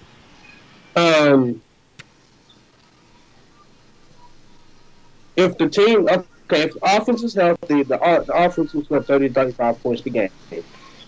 Defensively, I agree with Tenny. We will also have to allow a lot of points because our cornerbacks suck ass right now. I'm just saying, like, I don't have a lot of, faith in the cornerback, but I have faith in the front seven and the guys behind the corners, Tyrod, Justin Reed, those guys. I have faith in those guys, but not the corner. So I'm gonna agree with we have to. It's gonna be like 28 points given up per game at some points. Now, if Kevin Johnson steps up, it's going to be 19, 20, 22 points we give up. So Tenny and Braylon, y'all basically saying the defense is going to be at the back of the league because we pretty much going to be where we just were and being like, Scoring. scoring wise, and scoring defense is what how you really become, a much better defense. But some people like to say yards because that's what the NFL talks about is total yardage, but in actuality, it's all about points. So we basically end up being a sorry ass defense. I mean, I can tell you this, Wink. If you look at the offenses we face, we start our Patriots. No matter who the wide receivers are, Tom Brady's still gonna light it up with Chris Hogan. He's gonna be throwing that ball deep. It don't matter. Right. Then we face the Titans. Then we can start coming back into playing Texans defense. But then we got to face the Giants. Who's gonna stop Odell? Who's gonna stop Sterling Shepard? Who's gonna stop Saquon? It's so many levels to that offense that we can't stop. Of course, they got Andrew Luck back in the offensive line. We gotta face the Broncos and we gotta face the Browns with their talent. And the Eagles, we gotta face the Eagles. So it's a lot of games that I feel like our defense, cornerbacks especially, are gonna let us down. I'll give you a number, Wink, that I think that it'll sum up what this defense will be doing. They're going to be giving up 280 to 320 yards passing. That's going to be their average, giving that up per game. And that's going to be our Achilles heel. And I'm telling you right now, man, because some of these teams can go to the air. Of course, we'll have good games against like the Jags because their offensive wide receivers are depleted. Of course, we'll have a good game against the Titans because they ain't got much outside of Rashad Matthews ain't shit. And I mean, you got like a few of the other teams like from the East, and you got the other teams from the AFC East, and then so on and so forth. Yeah, I mean, it's really going to come down to which quarterbacks that we're going up against and when they're hot. Yeah, so my thing is this. So you guys don't feel like we get a significant lead. The other team has to play catch up, has to start airing it out. This defense ain't pinning their ears back and getting ready to eat. I mean, you got Clowney, you got Watt. They'll do that. They'll do that, but at the same time, you got to give it up to the fact that they pinned their ears back last year against teams like the Chiefs, against the Patriots, and they fell short. And they did it against the Seahawks, and they fell short. And of course, they were missing Merciless and Watt in that one game. But I mean, you got to think about it. I mean, they were in a game where they just had to get after that quarterback, but at the same time, that secondary was giving it up. And you got to look at who we're starting at quarterback. We got Aaron Colvin, Kareem Jackson, Jonathan Joseph. I mean, we really don't have no standouts. Yeah. I think with the defense, is just there's gonna be a relation towards the pass rush with the secondary. I was just about to say. Yep. If the pass rush is able to get to the quarterback, apply the pressure, get this guy flustered, and not being able to feel confident in his pocket and his throws, then the secondary is going to eat. But if the pass rush isn't able to get to the quarterback, if the offensive line knows how to keep J.J. Watt and Jadeveon Clowney and Whitney Merciless, all these guys that we have in the pass rush, unable to get to the quarterback, then the secondary is going to have some issues. But I think it all depends on the front seven. Okay. Yeah, I think because of the linebacking core and the front seven playing so well, and not even in terms of the communication that we get from the Honey Badger and Justin Reed in the back end, and then we have the greatest DC in the game. I think that helps us. And like I said, and I keep saying that trust and communication was a major reason why we lost games last year. They didn't trust each other. They didn't communicate well, and that was evident when you really looked at the games carefully. Mm-hmm. And seeing these things over and over and time again, trust is going to be a valued asset this year. You know what I'm saying? And I think Rack isn't going to let that shit go and let that shit swing the way that Vrabel did. We can't even compare Vrabel to like he's an ant stepping to an elephant. You know what I'm saying? I'm gonna put it like this, just a little food for thought. We've lost before with healthy, merciless. Yeah, we have. Years ago, when people start to have to go to the air against us, we fell short at that. I mean, so it's not something new. It's not something that we haven't seen before. One thing I did see was that Benardrick McKinney got slimmer and things like that, and we got faster linebackers in the past. A lot of the times when I seen the Texans getting beat in the secondary, it was by tight ends, it was by running backs from the backfield and things like that. And that's the times where we gave up big plays and lost games. And we got the linebackers that can cover now, and we brought in Honey Badgers and things like that. So based off of that, based off of the linebackers, I think the secondary. And the major reason why I'm not really worrying about Kevin Johnson being on the outside is because I already know he'll end up having a safety more than likely playing over top of him.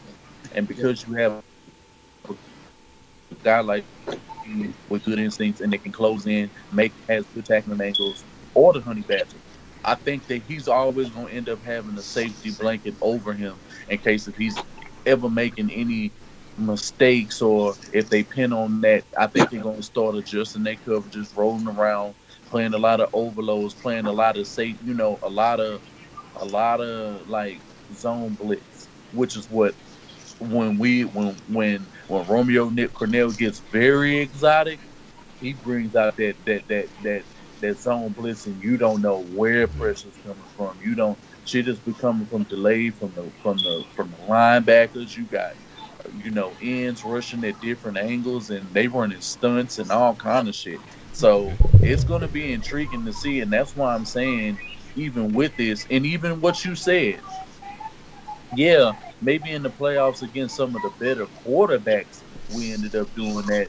But if you're talking about the totality of the entire year, even just the year before was pretty much the same defense that we have right now, with the exception of Boye and Demps. We allowed like 15, 16, around 18, 19 points a game, and I think we were like 10th or 11th in scoring the year before, which was still pretty good. We were at the top of the league, on top of, allowing like the second least passing yards. So I think when you really put all of that shit together, on top of having Romeo Cornell as the DC and healthy players finally, I mean, the defense is just going to be able to look different. Okay, so I got a couple of good points that have come in on the sauce line I want to address. And shout out to Broderick Brooks. You mentioned the time of possession. So, I mean, of course, Watson can definitely air it out. But, it get late when it gets later in games, and, you need to kind of hold on to the rock. I'm hoping, one, B.O.B.'s not making the same mistakes. Two, I'm not going to put it all on him, when he ran Lamar Miller 3 times. We had a line that really couldn't create the holes necessary. So I'm hoping with this interior that we've revamped, that situations like that, when we need to run late in games, that we can keep possession of the ball. Do you see us improving in that category? And if Watson stays healthy, he's able to get yards to extend drives. Do you feel like that's a factor when it comes down to late in games? Because, again, the offense can be a piece of this too. It's not all on the defense as far as, having to keep him out the end zone. The offense can hold on to the ball, slow down the clock, or waste some clock, Is that a factor that we have to consider? I do think it's a factor. I'm not sure if Bill O'Brien would lose his ego and just say, fuck it, here, Watson, go win us this game. Even if we have the lead or if we don't have the lead. I'm not sure Bill O'Brien is strong enough to let go of that ego and say, I got this, I'm going to do what I want to do, instead of handing it over to the man who is possibly going to be the man in the NFL in the next 2 years. I'm just not sure that yet in Bill O'Brien. Okay. Another very important topic, and shout out to Jack Triple, the motherfucking pimp. Man, are we comfortable with the current backup quarterback situation? Yeah, because none of them. I'm okay with it. I mean, if the team was a plane and we needed somebody to crash land it, yes. Yeah. Dang. Huh? Damn. I think we're good with our quarterback situation. I think Brandon Whedon can get the job done. I don't think he's as flashy as Deshaun Watson. I think that's the thing that a lot of people were hoping for was to look for like another Watson, but which is pretty hard to do. And I think if there was another Deshaun Watson, chances are he should probably be a starter somewhere else. Right. The best backup you even had to even do anything like that is in Baltimore with Lamar Jackson. That's RG3. Man, so, I'm telling you like this: if we'd never had to enter a game, especially with Watson having to leave or any kind of shit like that, inside his mind, he's going to be screaming, "I need an adult." It's not going to be a good thing. But Houston loves weeding. Everybody love a little weed. Yeah, Whedon saying that it is a. I need an adult. The dude still hasn't thrown a pick yet. Send me in. Yeah, the boy, I mean, that's fine. He cannot throw a pick, but he just don't win. That's like Jacoby Brissett 3-0 against us. Yeah. But I mean, like that's the thing though. You just want to back up claim to fame. You put him out there, he's gonna get it from point A to point B. And I mean, I do have some confidence in Brandon Whedon. Okay. Yeah. All right. I'm not gonna lie. Brandon Whedon is the only quarterback, except for Watson, and I feel like should have a chance in the NFL. Granted, he did bad in Cleveland, but shit, who don't do bad in Cleveland? It's fucking Cleveland, that dirt town ass city. That's a long list of quarterbacks too that they have. Man, yeah. Exactly. Like 30 fucking quarterbacks. It's crazy. Was that man? I wonder how that jersey looks now. Oh yeah, that one with the list of they put that tape on there and had all the damn names of the quarterbacks. Yeah. That shit probably dragging behind people looking like a wedding gown and shit. It's a cape now. Man, that shit's crazy. Yeah. That shit is really crazy. So like I said, yeah, and I'm agree with you on that one, Ed, man. Like I say, we had activated sauce line. Nobody called in, but I appreciate all the texts on the sauce line. So we're gonna shut that down. I'm trying to, make sure y'all had some time to call and say I can't be like, oh, you ain't open up the sauce line. We ain't get to call in. He tripping. So look, y'all had y'all chance. Oh yeah, damn, ain't nobody calling in. Yeah. Somebody call in real fast. I know to shut it down. Forget it. You know what I'm saying? We're gonna be back at it manana though. We're gonna give y'all we're gonna talk. And look, we're gonna be talking Texans. So that's the one thing y'all don't have to worry about. We do this every night, 7 o'clock. You know what I'm saying? Unless.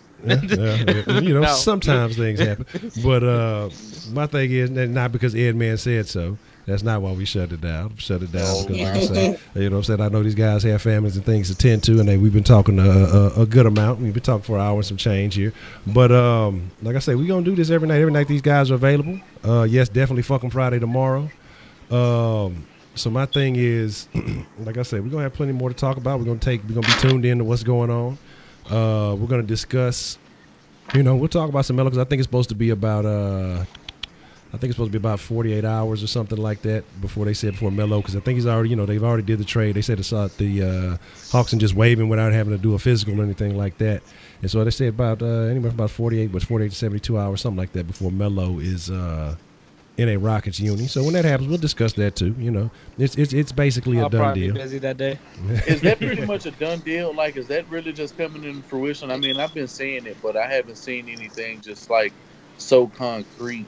No, it's a done deal when it's done. Just little technicalities that have to go through, and then you know what I'm saying, and then it'll be activated. So yeah, because James Harden was interviewed today, and he was already talking about how Carmelo fit in the offense. So yeah.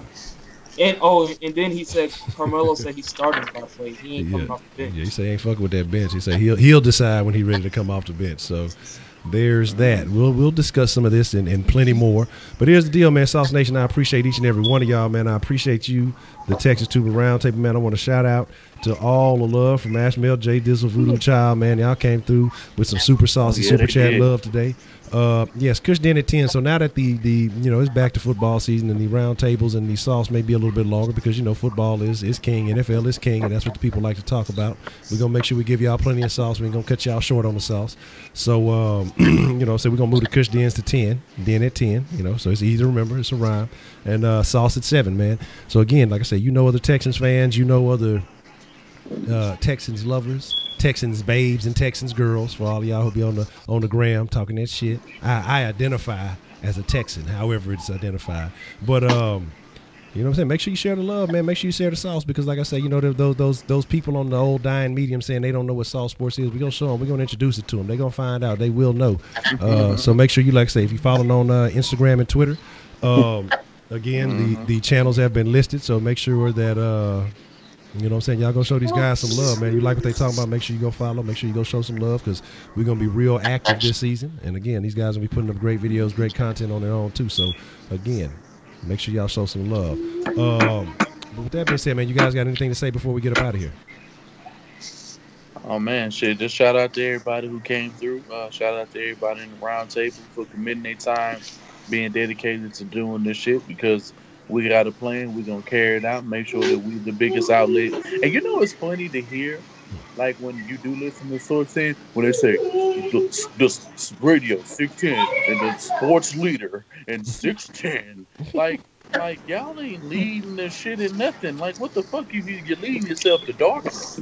Like, bro, you're leading yourself to unemployment real soon, and we're gonna end up employing some of y'all to be on the switchboard so you can't be on camera talking to nobody and feeding fake news and random the same bullshit to everybody. But shout out to, you know, the haters and everybody that's a part of the plan. And we're going to continue to keep moving.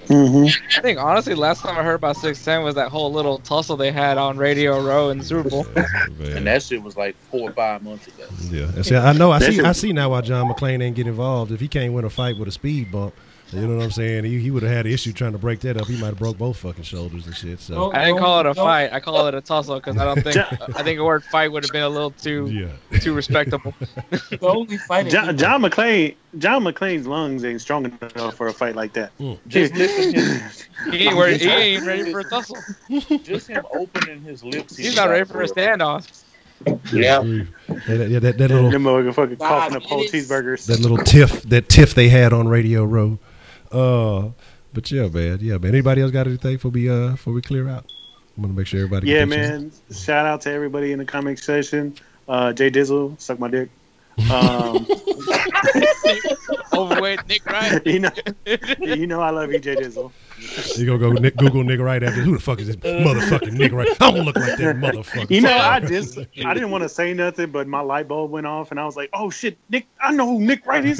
And I was looking at myself. I was like, "I do look like a fat Nick Wright, motherfucker." Oh shit!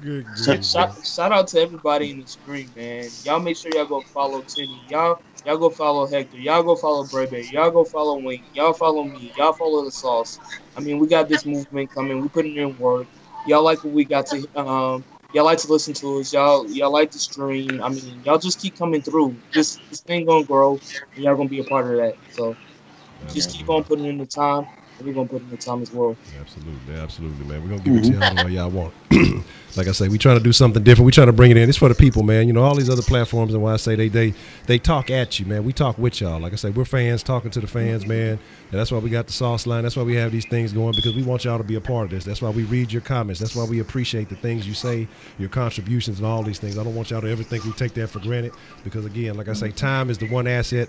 The donation's super cool. We appreciate all that, but time is the biggest asset you ever got. And the fact that y'all spend time fucking with us, talking Texans, talking Rockets, talking Stros, whatever it may be, we sincerely take that to heart. You know what I'm saying? And we have a lot of gratitude for that, man. So, like I said, I just want to say thank y'all. And if we don't say it enough, man, we're going to make sure we try to say that every stream. Yeah. And we back at it to manana, man. Shout out to fucking Heidi, man. You need to go ahead and make Blow 2 and make sure that you go ahead and do your favorite character. You know, he's got the kilo in the truck right now. I don't like the Dodgers, man. Don't be putting that stuff out there. What's her name? What's that skinny bitch's name? God, what's her name? Was it Penelope? Penelope? Yeah, Penelope Cruz. Like, who named their daughter Penelope? Like, what the fuck? Like, well, back in the day. Goddamn. But, man, like I say, we're going to call it a wrap. We appreciate y'all, man. Like I say, all of y'all, man, sincerely. But like I said, we back at it tomorrow at 7, man. Tell your friends, tell your grandma, tell your boss, tell everybody you know. If they some Texas fans, shit. Even if they Cowboy fans, apparently, too, because, you know, Zach being here, hold it down. Like I say, man, if they're a sports fan, if they like real good sports commentary, man, they're more than welcome. So with that being said, We're going to chunk up the deuce at y'all, man. Appreciate y'all time. Roundtable, I appreciate y'all, man. And again, go show some love. Y'all subscribe. Hit that like button if you ain't done it yet. With that being said, we chunking the deuce and we out. Y'all be cool like y'all be cool. And then at 10, adios.